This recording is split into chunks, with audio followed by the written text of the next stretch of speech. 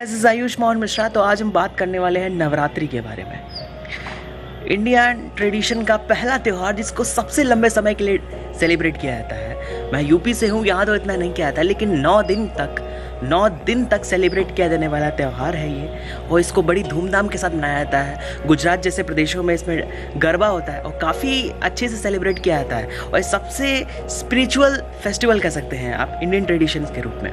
लेकिन कुछ लोग इसको किसी और तरह मनाते हैं, लेकिन आज मैं उस बारे में बात करने वाला हूँ जो हमारे उन तौर तरीकों से जो पुराने हमें बता के गए थे, या जिनको जो एक सही मायने में सेलिब्रेट करने के उदाहरण थे। तो क्यों इतना इम्पॉर्टेंट रहा है, और नवरात्रि हमारे यूथ के लिए, जो एक मॉडर्न यूथ है, इसके लिए क्यों इतनी इम्पॉर्टेंट है, और ये एक शुरुआत कैसे होती है आपको एक स्पिरिचुअल जर्नी स्टार्ट करने के लिए। नवरात्रि एक सबसे बड़ा त्यौहार है जहाँ से आप अपनी फिटनेस और स्पिरिचुअल जर्नी स्टार्ट कर सकते हैं। ये 9 डेज की फास्टिंग क्यों, क्या है इसके पीछे, आइए बात करते हैं इस विज्ञान के बारे में। नवरात्रि सबसे स्पेशल त्यौहार जिसे हम सबसे उल्लास के साथ मनाते हैं।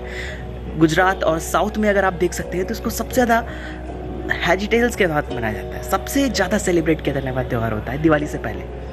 तो इसके पीछे का विज्ञान क्या होता है? अगर हम 9 दिन तक फास्टिंग करते हैं तो इसने, साइंस ने भी इस चीज़ को प्रूव किया हुआ है कि अगर हम 9 दिन तक कंटिन्यू फास्टिंग करते हैं तो ये हमारे पेट की डाइजेशन प्रॉब्लम के लिए सबसे अच्छा होता है। डाइजेशन प्रॉब्लम इससे बिल्कुल दूर हट सकती है। अगर मैं इसके बारे में अच्छे से एक्सप्लेन करूं तो अगर आप 9 डेज की फास्टिंग करते हैं तो आपकी जो पेट की जो आंत कही जाती है, और 13 तरीके से जो आपकी डाइजेस्टिव प्रॉब्लम होती है, जो आपकी डाइजेस्टिंग प्रॉब्लम होती है, वो पूरी तरीके से कैप्चर हो जाती है, पूरी तरीके से अवॉइड हो जाती है अगर आप 9 डेज की फास्टिंग करते हैं। और फास्टिंग किस तरीके से की जाती है, जो आप 9 दिन का उपवास रखते हैं, उसमें जो हमारे पुराने तौर तरीके उस हिसाब से हम लोग सिर्फ फल खाते थे, फल की सेवा नहीं। आज के ज़माने में नहीं मैं कह सकता, क्योंकि आज के टाइम पर तो कूटू का आटा हो गया और कई सारे ऐसे पकवान बन जाते हैं व्रत के टाइम पर, जिनको शायद फिर खाने की ज़रूरत ही क्या है यार, रोज़ का उससे ज़्यादा ही पेट भर जाता है। पर मैं उन तौर तरीकों की बात नहीं करना चाहता। जो रियल में नवरात्रि मनाई जाती है, जिस तरीके से फास्टिंग करी जाती है, उन रियल तौर तरीकों में बात करने वाला हूँ। तो 9 दिन अगर हम फ्रूट्स खा के रहते हैं,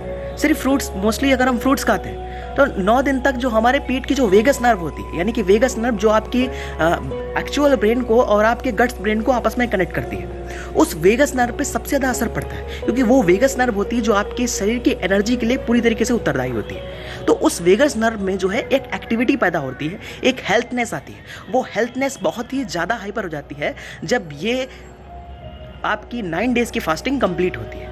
और जब आप 9 डेज फास्टिंग करते हैं तो आपकी डाइजेशन प्रॉब्लम इसीलिए सी हो जाती है, क्योंकि ये डायरेक्टली आपके वेगस नर्व पे जाके असर डालती है। और दूसरा कारण अगर इसका बताते हैं तो जो ये अक्टूबर का टाइम आता है, इस टाइम क्या होता है ना, आपके ठंड के विंटर स्टार्ट होने वाला होता है। तो इस टाइम क्या होता है, जो आपके दिन होते हैं वो छोटे होने लगते हैं और रातें लंबी होने लगती हैं। तो हम लोगों का जो रोज का रूटीन बना हुआ है, हम लोग रातें लंबी नहीं, रातें छोटी होती थी, दिन बड़े होते थे गर्मियों में। तो हम क्या होता था, तो उस हिसाब से हमारा जो स्लीपिंग हैबिट थी, जो हम लोग सोने की आदत थी, हमारी स्लीपिंग हैबिट वो उसी हिसाब से थी। लेकिन जैसे ही ये 9 दिन आते, तो ये टाइम आता है, इसमें रात लंबी हो जाती है, तो अचानक से हमको कुछ चेंज आता है। लेकिन हमारी आदत वही पड़ी हुई है कि हम छोटी रात को सोते हैं, लेकिन इसमें रातें होती है लंबी। तो हमारी स्लीपिंग जो आदत है उसमें डिफरेंस आ सकता है, इससे हमको नींद की प्रॉब्लम हो सकती है, क्योंकि रात लंबी होने लगी है, हम सिर्फ छोटी रातें सोया करते थे। रात लंबी होगी तो कि आपका जो मेंटेनेंस है, जो लाइफ का मेंटेनेंस है, वो बना रहना चाहिए। कि अचानक से जो टाइम है वो चेंज हुआ है, टाइम चेंज हुआ है, रातें लंबी हो गई। तो अगर हम 9 डेज की फास्टिंग करते हैं और हम रात को अगर खाना नहीं खाते, जैसे मान लिया रात को, तो इसके पीछे पहले तो जानिए इसके पीछे रीज़न क्या है। देखिए, जब भी हम कोई खाना खाते हैं तो क्या होता है, जो खाना होता है उसमें भी एक जो हाजम क्रिया होती है, और जो हमारे पेट में उसकी भी एक हाजम क्रिया होती है। तो आपका जो बॉडी है आपकी, वो भी खाने को पचाती है, और जो खाना होता है उसके अंदर भी एक पाचन शक्ति होती है। जो खाने की पाचन शक्ति और हमारे पेट की पाचन शक्ति दोनों आपस में मिलके खाने को डाइजेस्ट करते हैं। लेकिन हम इस टाइम पर खाना कैसे खाते हैं, हम लोग खाना खाते हैं पकाकर। तो पकाने के बाद जो उस खाने की पाचन शक्ति होती है वो खत्म हो जाती है, खाने की पाचन शक्ति खत्म होती है। तो जो हम खाना खाते हैं तो हमारी जो बॉडी की जो पाचन शक्ति है, सिर्फ उसी को काम करना पड़ता है, और जो खाने की पाचन शक्ति है वो तो खत्म हो चुकी। तो इसी वजह से जो खाने को हजम करने के लिए हमारे शरीर को दुगनी मेहनत करनी पड़ती है और दुगनी एनर्जी लगानी पड़ती है। इस वजह से खाना खाने के बाद हमको नींद आने लगती है। कभी भी आप दोपहर में खाना खाते देखते हैं, आप नींद का अनुभव करते हैं खाने के बाद, उसका रीज़न यही होता है, क्योंकि आपके शरीर की जो पाचन शक्ति है वो दुगनी रफ्तार में काम करेगी आपके शरीर को हजम करने की, जो खाना गया है उसको हजम करने के लिए, क्योंकि उस खाने का जो हजम शक्ति है वो खत्म हो चुकी है। आई थिंक ये चीज़ आपको समझ में आ गई होगी, इसलिए आप दोपहर में सोने लगते हैं। तो यही रीज़न है, अगर आप रात को, जो हम लोग रात को खाना खाते हैं, रात को अगर आप खाना मत खाइए, रात को सिर्फ आप फल के खा के, अच्छा एक एग्जाम्पल करके देखिएगा, अगर आप रात को खाना मत खाइए, सिर्फ आप फल खा के सो जाइए, सिर्फ फल खा के सो जाइए, तो आप देखना सुबह जब आप उठेंगे तो आप जमा ही नहीं लेंगे, आपकी आंखें नहीं मचलेंगे कि नींद सर नहीं, आप बहुत ही फ्रेश के साथ उठेंगे। सिर्फ फ्रूट्स खा के सोइए, आप फ्रेशनेस के साथ उठेंगे।